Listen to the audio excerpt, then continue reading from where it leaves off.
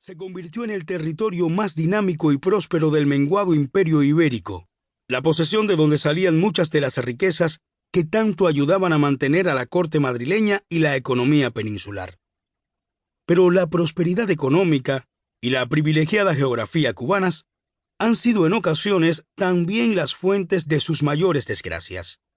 Fue la razón por la cual la isla no se convirtió en una nación independiente cuando lo hicieron el resto de las repúblicas americanas, y fue el motivo por el cual la emancipación, al fin lograda luego de largos años de guerra, resultó mediatizada con una oportunista intervención militar norteamericana que coronaría su pretensión invasiva con una enmienda constitucional que le daba a los Estados Unidos de América la potestad de intervenir en los asuntos internos de la con justeza denominada República Mediatizada, al fin nacida en 1902.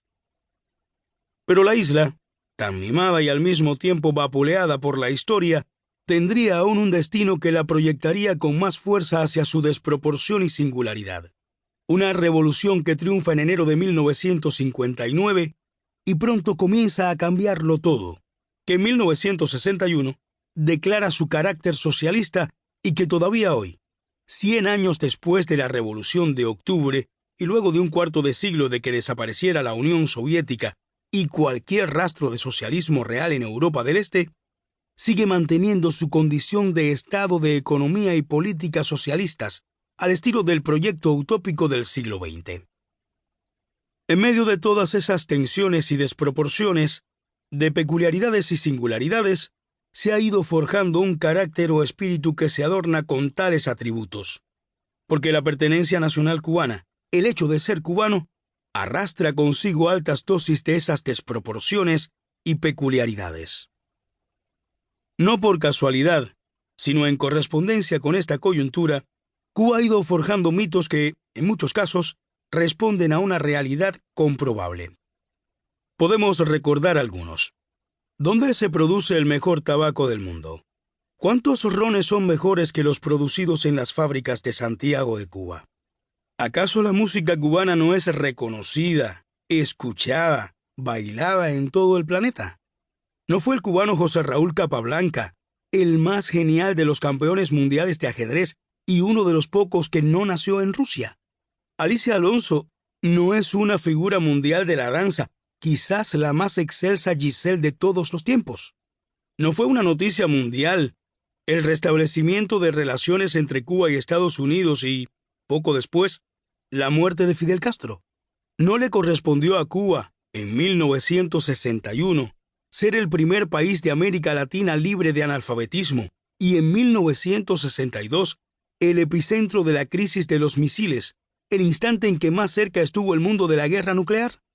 No es el cubano Javier Sotomayor, el hombre que más alto se ha elevado sobre la tierra solo con el impulso de sus piernas.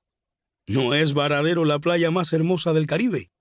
Y no pensamos los hombres cubanos, y no solo los cubanos, que nuestras compatriotas, síntesis de tantas sangres, son las mujeres más bellas de la tierra. Entonces, ¿somos o no somos desproporcionados? Para un escritor todo el peso de esa singularidad y evidencias extremas puede ser un desafío extenuante.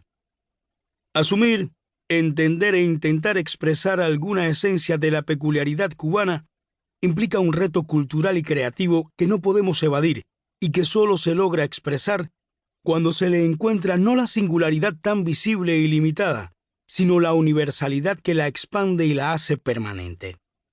Y ese desafío es el que, como escritor, he aceptado.